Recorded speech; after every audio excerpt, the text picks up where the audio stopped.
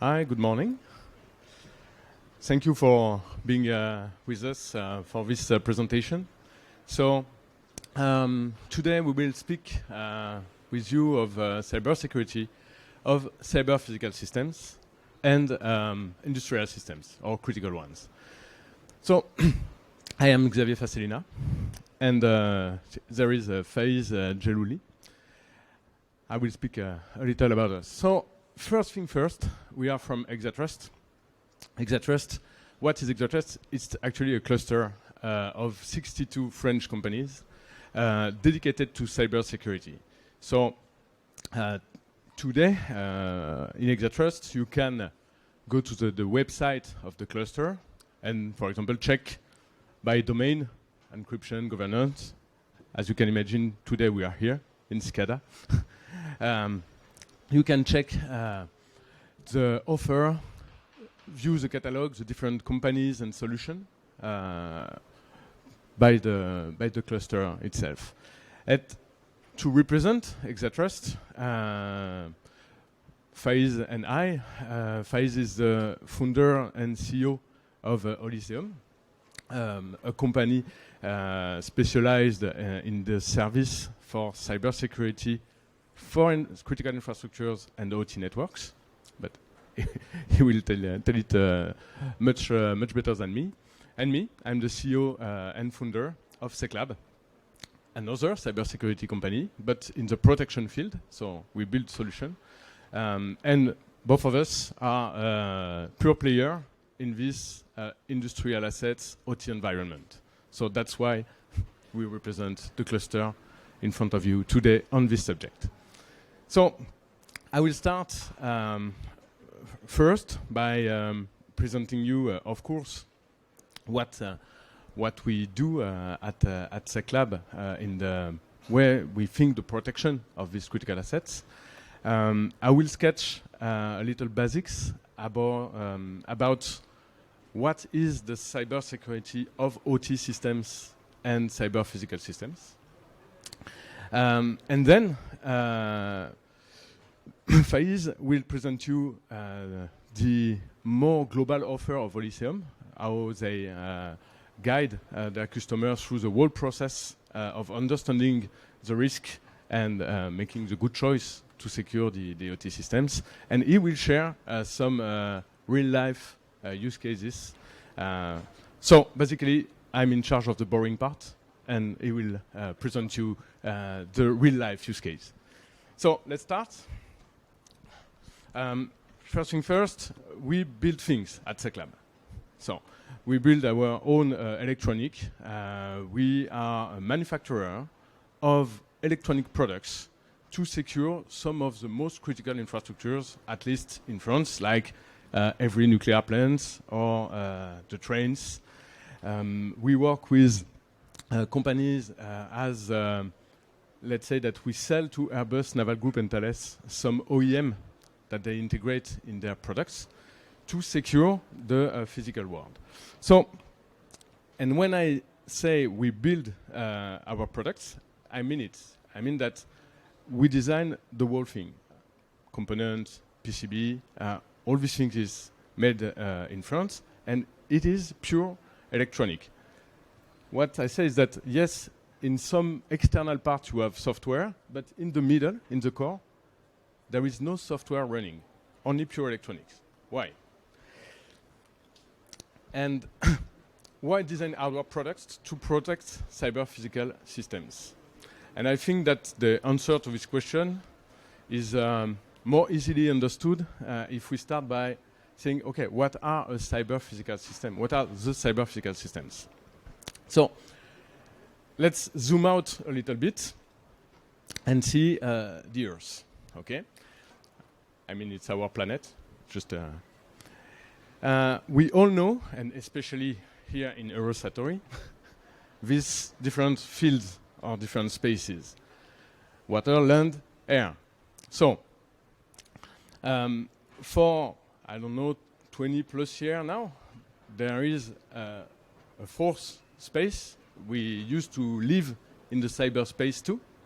So when we speak about Earth, we have the land, water, air, and cyber fields to consider.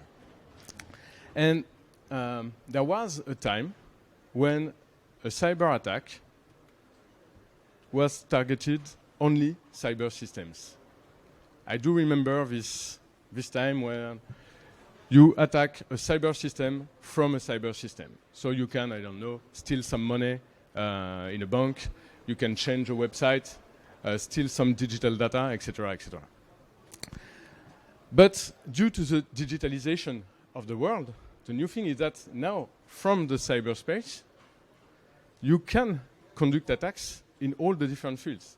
I mean, a boat now is a ship is very, very well connected, like a plane, a factory, etc. On the previous slide, you saw the trains. Okay, so all these things are now very well connected, which means that from the cyber plan, we can create great damages on the other spaces, and that's the simplest definition of what is a cyber-physical system. A cyber-physical system is a physical system living in water, on land, or in air, but connected and so exposed to the cyberspace. I do remember, and perhaps some of you too, but not the youngest, I do remember a time where it was pure science fiction. And saw this movie in a theater, which is not a good news for my age. But I saw this movie. And the purpose of this movie was to, let's say, to hack into a system. The little boy was thinking that it was hacking in a video game system. So he was thinking he was doing a cyber attack to a cyber system, a video game. But unfortunately, the video game was the defense system of the American army and was in charge of launching the nuclear missiles. So that was the science fiction of what is a cyber-physical attack. Okay. Unfortunately, now we have a lot of systems connected to the cyber land.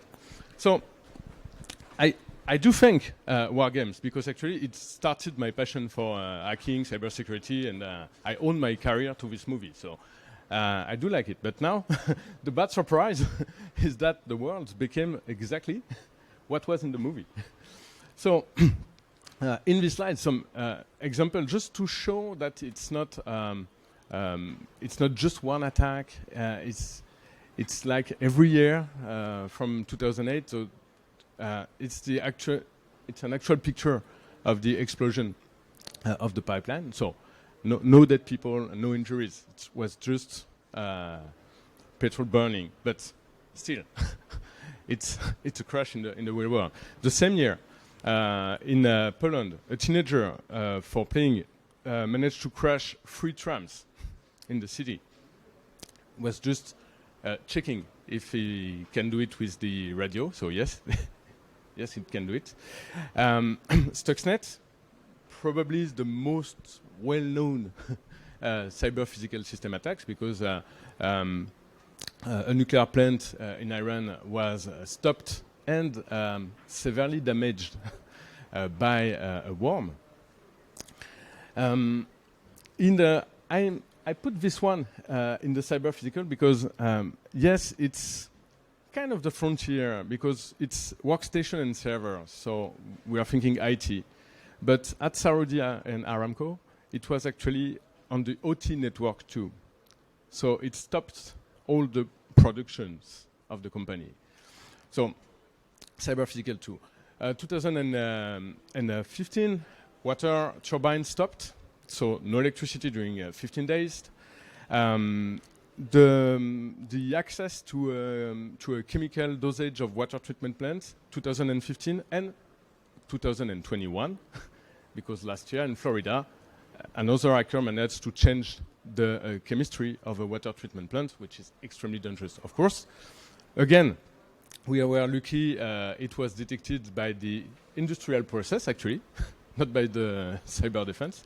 But yes, it's dangerous. And in 2016, and I think that you speak of this example in your part, Faiz, an hacker managed to destroy a high furnace in a steel mine in Germany.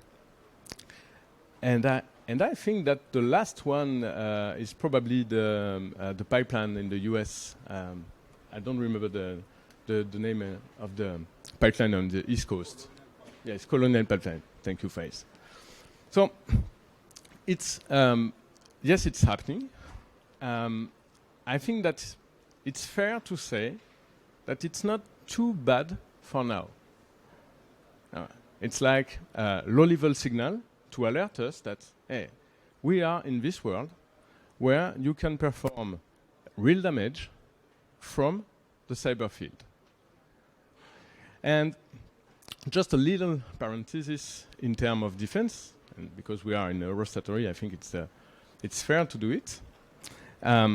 It means that you have not to expose yourself to your enemy to perform an attack in the real world. And you can do great damage from an hidden place or from a little computer. So the legend of the hacker in his garage with the hoodie and hacking a nuclear plant, it's funny, okay, perhaps it still exists, but it's better, it's wiser to see that, no, it's actual teams, it's actual government, organization, well-funded, with a lot of resources. The nuclear plant in Iran, if you read the articles, it's like 3 years of preparation, 3 years of cartography, planning, etc. So it's like expensive attacks. But still, in the good old past, it was probably easier to defend a critical infrastructures because you can see what is coming from land, from the air, and now it's coming from the network too and the USB too. So now that we get what is cyberphysical attacks and how it's dangerous, I will point some key elements of the cyber-physical risks. Because when it was cyber to cyber, the good news was we have the same resources to protect ourselves than they have to attack. So they was attacking IT, and we had IT teams. They was attacking firewalls, and we had firewalls and firewalls manufacturer. But it's a big difference in the cyber-physical world. First, okay, the impact. The impact is in the real world. I mean, non-digital world. Okay, obvious. Captain Obvious, it's me. So, second, the systems are generally not up to date. It's just a fact. We have the culture of keeping things up to date in the IT world, but it's not even a need sometimes in the OT world. It just became a need because of the cybersecurity. But in the regular process, you have not to update the systems. The systems are not always patchable. That's another thing, because it's easy to say, okay, your system is not up to date, just patch it. No, I cannot. It's an automaton. Or it's an automatic system weaponry. I cannot patch it. It's not Windows on a PC. Okay, so that's another challenge.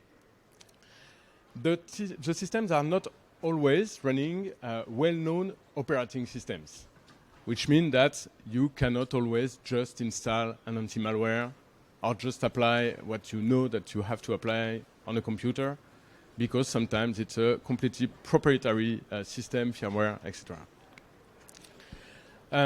And the systems are not always able to defend themselves. Like I said, you cannot install things. You cannot have, I don't know, a firewall on an automaton, etc., etc. And the environment where the cyber-physical systems lives is generally not IT-grade cyber secure. So I'm not saying that there is no cybersecurity in the OT field or on cyberphysical systems. It's not binary. What I'm saying is that on the IT field, we generally have whole teams dedicated.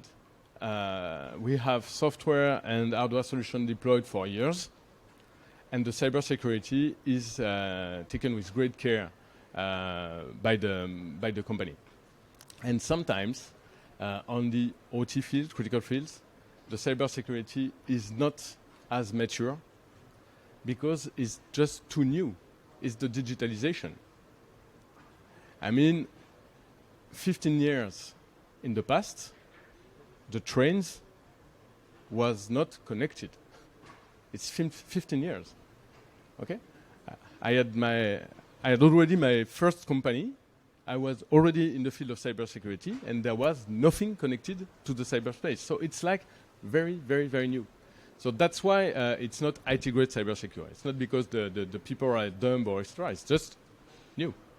So what is the goal? I think that the goal in the future is to build only cyber-secure by design object. Okay, that is probably the goal. Say, okay, a train, cyber-secure. An automaton, cyber-secure. A furnace, extra, cyber-secure. I think it's the goal. And I think that it's fair to say that it's probably in 50 years from now. And if we go fast to do it. But for now, what we can do to manage that? I think, and at Exatrust, we think that we should take great care to segregate networks and critical systems. Just the first thing to do before being ready, before being cyber secure by design, first thing first, segregate the thing. Protect the good old peripheral cybersecurity.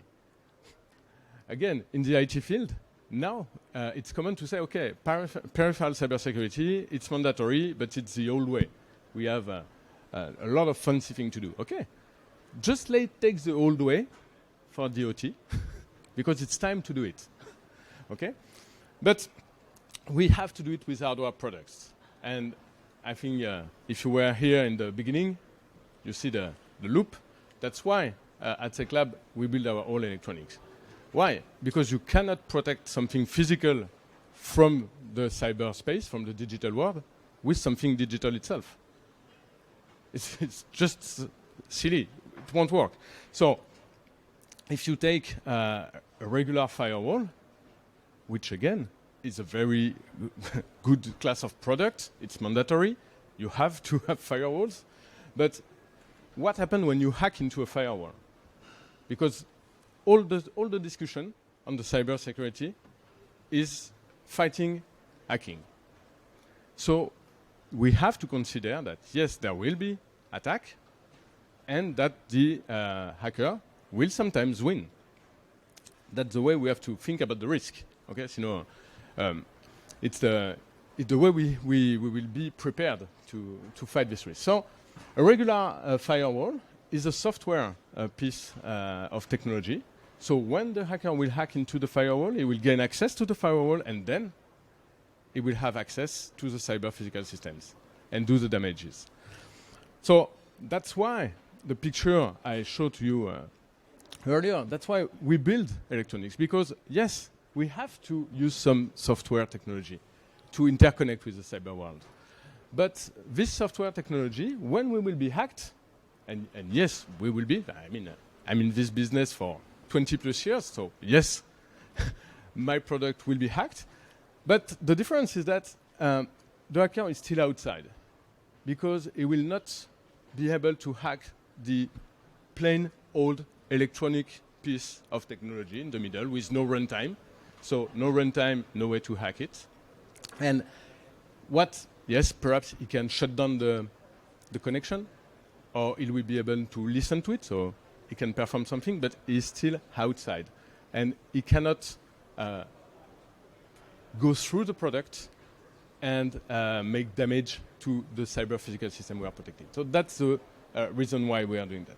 So to wrap up and to end before letting you with Faiz, a little video to just to prove myself about software versus hardware. So I shoot the video on a regular PC, and spoiler alert, I will plug a USB key and hack the PC, okay?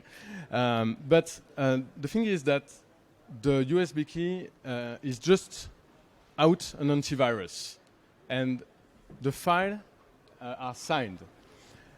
The PC is perfectly up to date.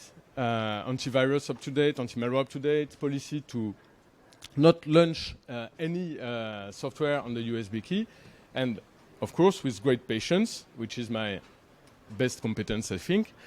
When I plug the USB key, the program will execute itself. And we are on a PC with an up-to-date system, with an anti-malware, with a USB stick getting from another anti-malware. Okay? Imagine it's an automaton on an industrial plant. No anti-malware, no Windows up-to-date. So we will hack it anyway. Easy. So, of course, the mirror video is, and I show it with a USB because it's easier to picture it than with a network attack. But it's the same thing. Okay, when I plug the USB key, the LED is red, so the attack performed, and of course, I did not gain access to the computer. And I can access the file, which is genuine, the file which is with no malware. So the worker in the plant can still work, access the file, and the attack is just not performed. If I plug the key right back in the PC without the product, of course the attack will rerun exactly like that. So it's just a way to show what is an hardware peripheral cybersecurity of a system. I cannot delegate to the system its own cybersecurity. So we have to protect it in front of it with electronics, because it's only with electronics that we can stop and fight the digital attacks. So, like I promised, I let you with Faiz for the not so boring part. So thank you very much, and I stick there for any question later. Thank you, Faiz. Thank you, Xavier. And I confirm it was not at all boring presentation, especially the part with the demonstration, with which I can witness on the fact that the SecLab product is very, very effective. Especially if it was not the case, it wouldn't be utilized in the nuclear, even in the nuclear plants as of today in France. So congratulations for your technology, Xavier, and thank you for leaving me the floor. Hello, everybody. I'm very happy to be with you today. So I'm Faiz Yeloudi. I am the CEO and the founder of Holiseum. So Holiseum is a spin-off of. I used to be previously the founder of an intrapreneurship. It's different from entrepreneurship. It means that we have created a competence center, which becomes later a services center within a very major actor of energy worldwide. And our mission was to secure all the industrial and critical infrastructures. Then we spinned off in 2018 to create Holiseum, which is a pure player in industrial and critical infrastructure protection. We're a consultancy services. Yeah, we are a our activity revolves around three main pillars. The first one I would say is the consultancy and services with a global approach. That is to say, holistic approach. Why did we choose to undertake this holistic approach? Because we are convinced that this is the only way to address correctly the multifactorial and risks that we are facing as of today. If we take a look to the different or previous cyber attacks, most of them evolve and exploit not only cyber weaknesses but also human weaknesses, also physical vulnerabilities sometimes, also organizational. And what I would like to show you as of today throughout these different experiences that I selected, and I thought it is interesting for you. You will tell me if it is the case or not. Is to highlight how in the real life some very small weaknesses in appearance could lead to something very big in terms of impact or potential impact.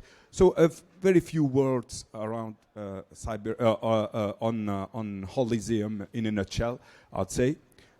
So we are our activity revolves around three main pillars. So consultancy services, education also, which is very important. Cybersecurity is not only a matter of cybersecurity professionals or IT professionals or OT professionals, but is a common concern from the bottom to the top of any organization. So what we thought interesting is to produce something that we call, it's a web series named CyberVox, V-O-X, which is available for everybody, both in French and in English. And we've got, as of today, 5 episodes. And I think that around the matter of today, it might be interesting to take a special look to the second one, which is Stuxnet focused episode, and the third one, which is mixing or highlighting, I would say, the risks, how a cyber attack occurred, and during the process of the cyber attack, both physical and human weaknesses, in addition to cyber weaknesses, have been exploited. So I would encourage you to take a look to that. So CyberVox, it is on YouTube or in throughout our website www.holism.com. So we are PASI qualified. PASI for the non-French is the highest qualification in terms of audit capabilities in French. So it's a qualification which is discerned by the French authority, ANSSI. And we also work with a certain number of big clients, mainly industrial clients, which lead me maybe to have some discussion on the third pillar, which is software development. So these software development capabilities are the fruit of a privileged point of view, which is conferred by the 2 first pillars. As an example, we have released the first ransomware dry run in the market. Do you know ransomware? Everybody knows what is a ransomware.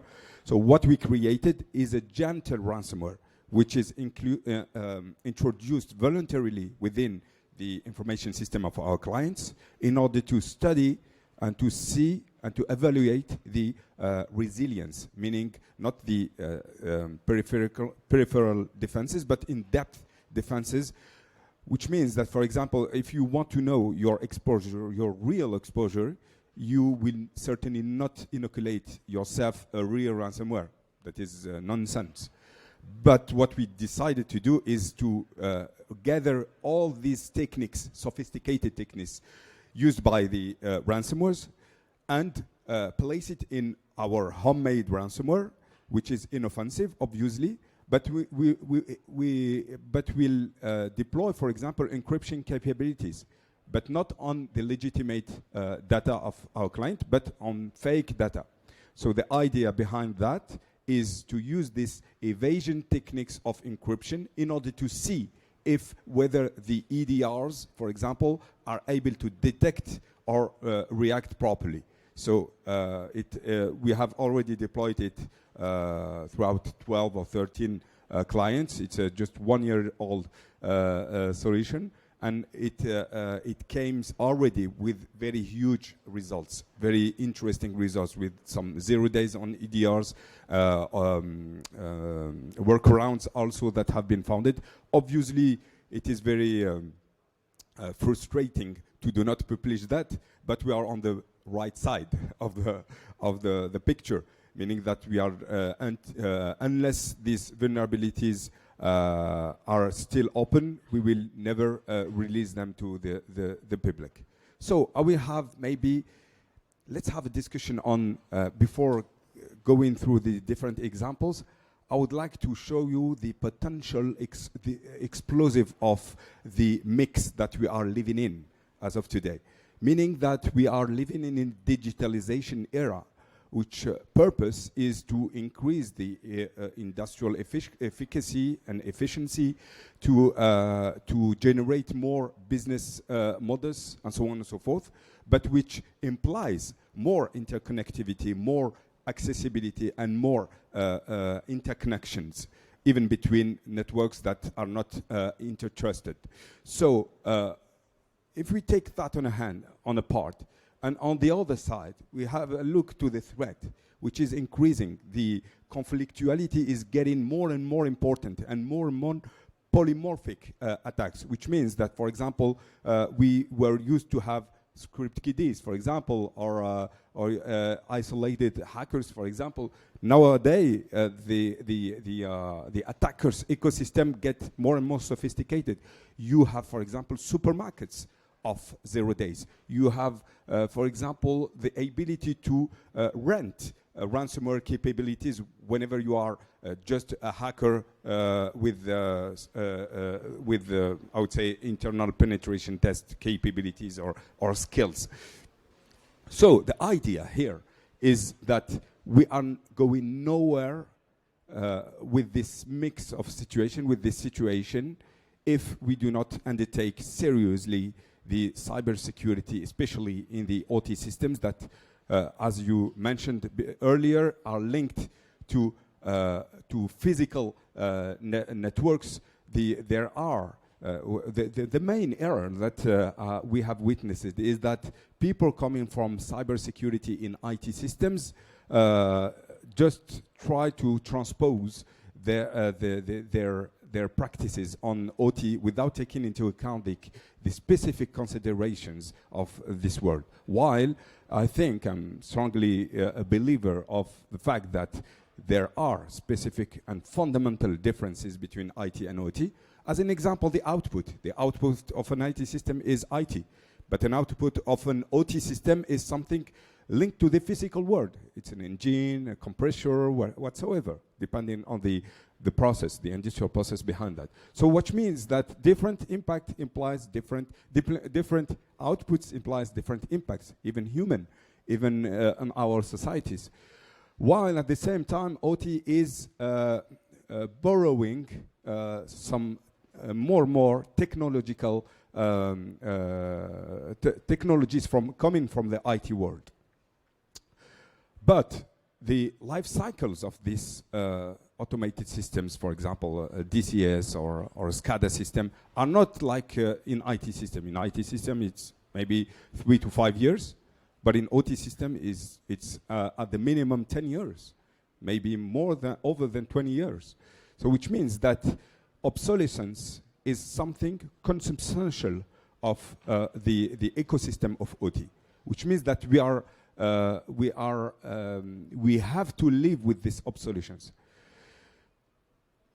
Since then, we need then to have an appropriate approach to OT systems, which means that we need to have segmentation of networks. We need to have a specific to reduce significantly the interconnections, to reduce them to the only ones that are really interesting. And over 150 audits in the industrial worlds, there are some common weaknesses that we have witnessed. For example, lack of segmentation, which is obviously the most important one, obsolete components, unsecured remote access, sometimes without having the client even aware of this kind of remote accesses from supplier, for example. Unnecessary services, which is the contrary of hardening systems. Hardening means that you are going to reduce the accesses and the abilities to the only strict needed accesses. and simple password and in-patch system, because it is not possible to patch systems with the same rhythm than in IT system. So this instead of deploying each of them, and thank you that I know that you have I listened to you very carefully, and you developed some of them. I would maybe go through some examples that I personally lived and witnessed, and to highlight some lessons to learn on these examples. The first one is an LNG tanker. Sorry, not LNG tanker, but LNG terminal. You know, nowadays we are often speaking about natural gas with LNG and so on and so forth. So I think that everybody knows what is LNG, liquefied natural gas, which allows the process to compact the gas 600 times its volume whenever we condensate to minus 162 Celsius degrees. So the idea here is that an LNG plant is very huge, very large. Okay, so one of the main concern is to detect the leaks. Okay, the leaks of LNG, and as I said, LNG is very cold, minus 160 degrees. Which means that the idea of the process is to install some IoT-based systems. You know, IoT, Internet of Things. It's not necessarily connected to the internet, but it could be used, for example, for an internal purpose of an industrial site, which is commonly called IIoT, Industrial IoT Systems. So why IoT instead of irons? It's just because the site is very, very large, so it would take a lot of irons. So it's not economically interesting. So this is a very interesting idea, very useful for the process. But the error, the mistake that have been taken by this particular site. The picture is not representative, so don't try to figure out which site it is. And the mistake is to say, okay, so I am getting the information. As of today, this information is acknowledged by the operator, and this operator will take a decision. But since this decision is predictable, why don't we just install a service? Comment on dit une boucle d'asservissement? Hein? Sorry? Feedback loop. Thank you very much. Why don't we just install a feedback loop so that the decision could be taken automatically by the DCS, distributed control systems, whenever the information, the relevant information, is coming from the IoT systems, which basically intellectually is very relevant and interesting, and contributing to the digitalization era we live in.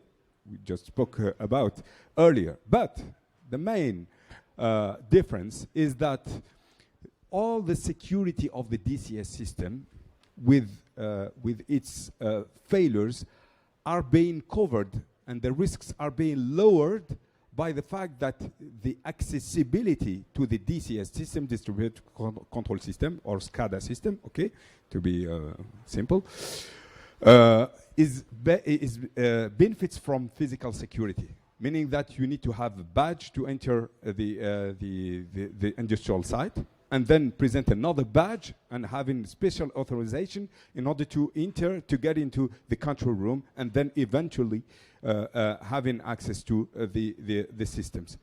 But with this interconnection, we are dealing with wireless technologies, communications. And a Wi-Fi system, do you know what is the range of a Wi-Fi? Do you know, maybe? How many meters could you get a Wi-Fi, for example? 15 meters, okay, maybe more?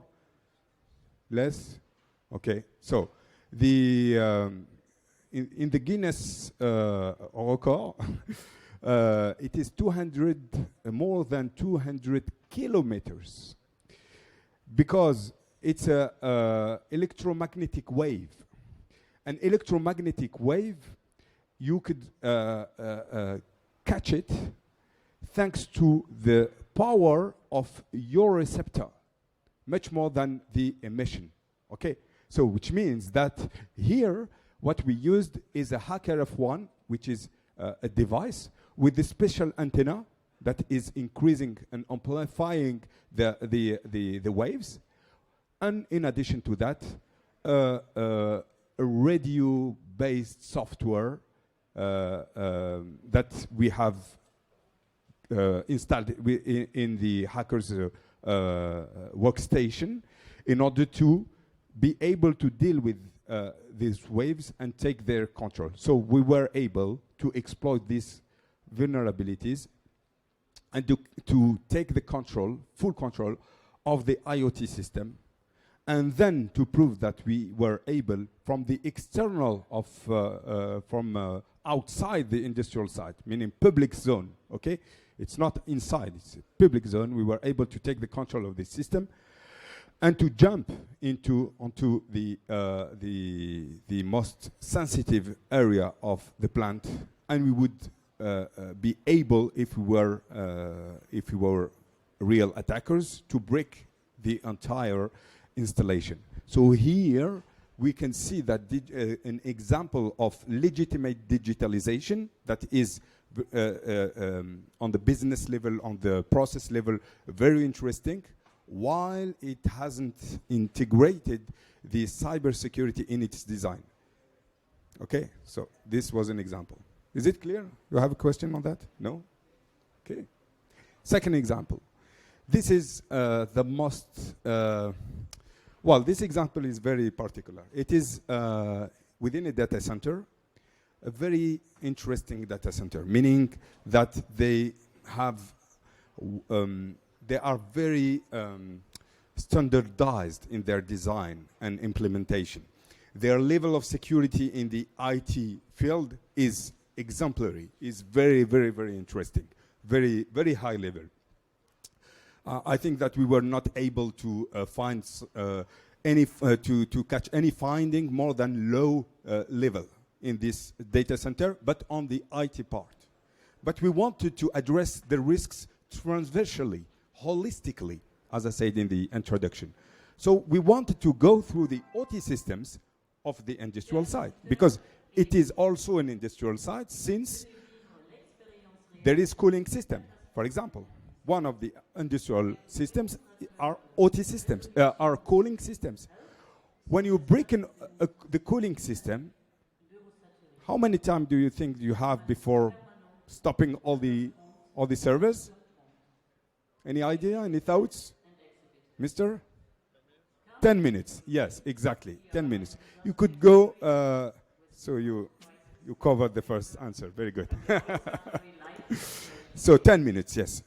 Within 10 minutes, we were able to show them that we have taken the control over the cooling system command and control, because it was not at all secured. So I was very surprised and shocked seeing this kind of contrast between the IT system, very high level, and the OT cybersecurity inexistent. And even more, we have found a single point of failure shared by 5 data centers, including those that are supposed to be securing or backupping the other data centers. Can you see so which means that you break a data center, the impact would be maybe 10 million or 20 million, something like that. Okay, you break 5 data centers, it is not a multiplication by 5, okay? It is multiplication by 500, okay? Because everything will be stopped, including the client's sensitive applications, okay? So it means you're dead. And their OT system was interconnected in one single logical network, unsecured. So when I discussed with the CISO, Chief Information Security Officer, I told him, so I told him my surprise. I was very surprised because in IT it's very good, in OT it's inexistent. And he told me that the explanation was on the governance layer, which means that he has no authorization to deploy his cybersecurity skills outside the IT, which means that in this company, there was a very big mistake where cybersecurity was not acting transversally, okay, holistically, okay. So this was the starting point that led to this situation. And I can tell you that after this audit, there was a very serious discussion between the technical director, which was preventing cybersecurity from entering in his area, and the CISO and the CEO of the company. And the situation hopefully changed.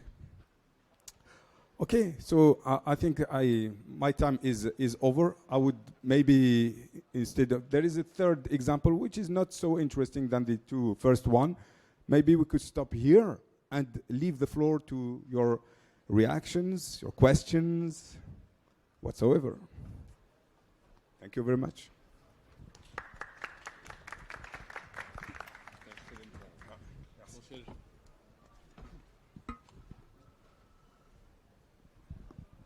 And just to take it just where you let your example, we had a similar one with not the cooling system but the powering system. Because now, you know, power is all about smart power. And smart power, it's about connectivity. So we lived the exact same situation of an ultra-secure data center that I think that I cannot hack, but I will be definitely able to shut it down in a few minutes, just cutting the power. So, again, the cyber world is connected to the physical one and vice versa. And I think that it's the main thing to take away from our conversation. So, is there any question, remark, sharings? It would be a pleasure. Don't be shy. Can you give us maybe some insight about your company? How many people? Where are you located? Thank you. So, I can speak for Seclab. It's I would say a small company in terms of people because we have 15 people based in Montpellier, south of France. We design all the hardware, we build it, and we are fabless. So all the manufacturing of the components are made by partners in an area of like 50 kilometers around us. So it's very specific. And of course, we work exclusively with partners like Thales, Atos, Capgemini to deploy the systems because, as you saw, nuclear plants, trains, plane, etc. It's not the Seclab team going for that. So, for the Seclab part. Well, on our side, Holysium is, as I already mentioned, is both a service and technology company. We are based in Paris, La Défense, and we are, as of today, I think, 38 persons, created in 2018, from 3 persons to 38, 4 years later. Oh, thank you for your questions. Yeah. Thank you. So if I understood right, you produce data centers, right? And what are the reasons your customers would have their own data center versus going for Amazon Prime or Google Cloud platform or whatever? Definitely because, I mean, I would just pick the main reason for that, but there is plenty of reason. But the main reason for that is that our customers at Holysium and Seclab are industrial one or operator of physical systems. So they need some computers and server connected physically near the automatons of the things. No. Even if they have sometimes a cloud-based data center, there is still a link and a capacity to operate locally in terms of fallback, for example. Yeah, and furthermore, there is also a stake of sovereignty for most of the actors dealing with sensitive data and sensitive information. So, so unless having via this go-to-cloud enough insurances on the integrity and confidentiality, they would rather prefer having their own data center where they have their hand on them. Thank you.